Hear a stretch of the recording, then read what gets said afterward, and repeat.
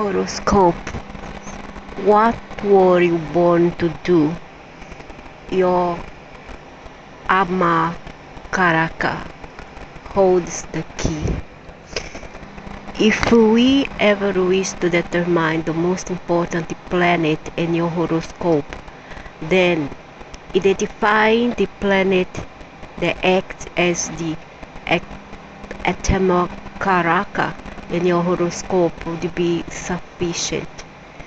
Atama Karaka helps identify the type of human being you really are, the quality and metal of your character, and even the spiritual development for you in this lifetime, since it's the planet that rules over your soul.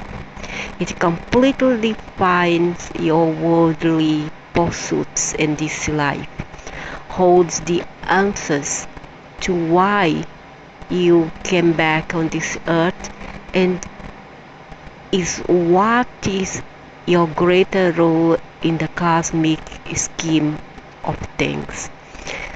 Planets as Atamaraka. Each planet gets to act as an Atamaraka and has a unique story and lessons for your mission in this life. When Saturn acts as your Atamaraka planet, it indicates good chances of your being famous and distinguished in your line of work. But taking any shortcuts to achieve this would be obstructive to your spiritual growth. When Sun acts as the Tamaraka, the purpose of one's life is spun around power, victory, and fame. There would be pondency for public service and political activities, and destiny throws up opportunities for it. Your ego, however, becomes your pitfall. With Mercury as your Tamarakas, there is intellectual superiority and instinctive intelligence that has traveled with you over many births. The cosmic lessons are based on the art of communication. Yet again, if Venus acts as your Tamaraka, the life story revolves around relationships, love, and very importantly, sex. Your control over sexual desires and taking people as they are becomes your true key to upliftment in life. Vedic system and the Hindu way of life sees eyes with an unperishable soul and a perishable body in every life. So each life has a different role and mission, different configuration. Identify your Tamaraka helps you cast your path on to this life's journey towards attaining the zenith of success your soul is capable of achieving. Wow. Whenever Mars moves its sign in the zodiac, the effect on each of us differs based on the condition of our natal Mars. During our research on Mars' impact on individuals, your horoscope stood out due to Mars placement in the first house, name, fame, and happy life of your horoscope. I don't have a happy life, so my one is negative. Mars plays a huge role as the male and dynamic energy form in a horoscope. It shapes our destiny since hard work, dynamism. Yeah, that's what I am. Hard work, all about hard work. Even if when sick, dying, still have to move and work. That is the reason why all areas of our life connected to Mars come up and heated. My one is Scorpio in Mars, which is very aggressive. My gosh, nobody can stand Mars in Scorpio. come up turns heated, energetic, and result-oriented, and it is Mars' nature to test the limits, fire up things, use aggression to get the results, and blaze a trail whenever it shows up. Even in mythology, Vedic astrology draws heavily from it. The role and character drawn out for Mars is that of the virile Lord Hanuman, who is strong, mobile like the wind, and destroys evil. Yeah, exactly, that's me. I hate evil, and I want to destroy evil. Mars delivers amazing results as it plays a role in bringing out strength and energy, and that's me. An ability to stand tall and win against all competition. I don't like competition, but in an argument, I make sure that I win, even in a fight. Whether as an individual or a congregation of people, and I leading people with motivating strength and aggression. We have to remember the negative role of Mars connected with unreasonable anger, resentment, health concerns, and financial losses. Oh my God, that's true. It's important to make your Mars positive to achieve your goals in life. Yeah, that's true. The fourth house governs mother. What's to do with my mother? Maybe I was a good mother and a good daughter. I loved my mother. My mother was my queen, my goddess. Happiness, movable and immovable assets. Oh my gosh.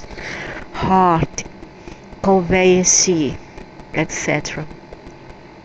Mars in fourth house blesses one with property. Really? Conveyance and all materialistic pleasures? I don't think so. Something wrong here. I think my date of birth something wrong. Along with some good opportunities in your profession? I don't think so.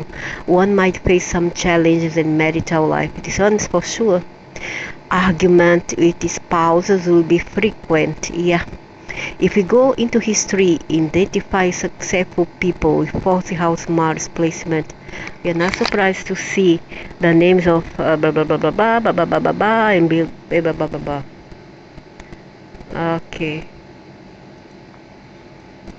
So more nonsense to come. 16th of March today. Rahu and Ketu move in. Oh, in my horoscope? Oh my God. Oh my gosh. The importance of the transit of Rahu and Ketu is second only to Saturn, and each movement brings substantial changes in our lives. Rahu, dragon's head, and Ketu, dragon's tail, will move into Aries and Libra, respectively, on 16 March 2022, which is today, and will stay there until 28 November 2023. More than a month. Oh, more than a year, sorry, more than a year. Make this into more than 20-month transit compared to an average 18-month sojourn. My gosh, get away, devil. What to expect? Rahu and Ketu are shadow planets. It's the devil itself, just like Nibiru, black hole, which means that they don't have a physical mass or existence. They are shadow then, just like the concept of a dark hole. They are magnetic points causing huge amounts of gravitational pull. Due to this shadowy element, the transits of Rahu and Ketu are never clear, and their effects are highly subjective. When we are trying to judge them, the effects are like smoke and mirrors that send out multiple but very unclear and deceptive signals. It's therefore important to tread carefully, since the path and the destination laid out by them are vastly different and more often than not misleading. We are done for. On a global effect of this transit, global effect, what it means to the global arena. Our research team's historic review for 23-25 Rahu and Ketu paints a picture that swings from the hope to grave developments as Iraq was invaded and Saddam Hussein killed.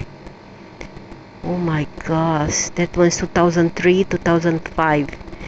Europe memberships were an unprecedented 10 new countries in 24, with many that joined NATO too. The Chechen tragedy took place, Facebook was launched, and a tsunami causing unprecedented damage occurred in Asia at that time. In Asia 2004, it was devastating in a terrible earthquake, while North Korea went nuclear. China made the Anti-Secession Act against Taiwan, and the first YouTube video went viral live.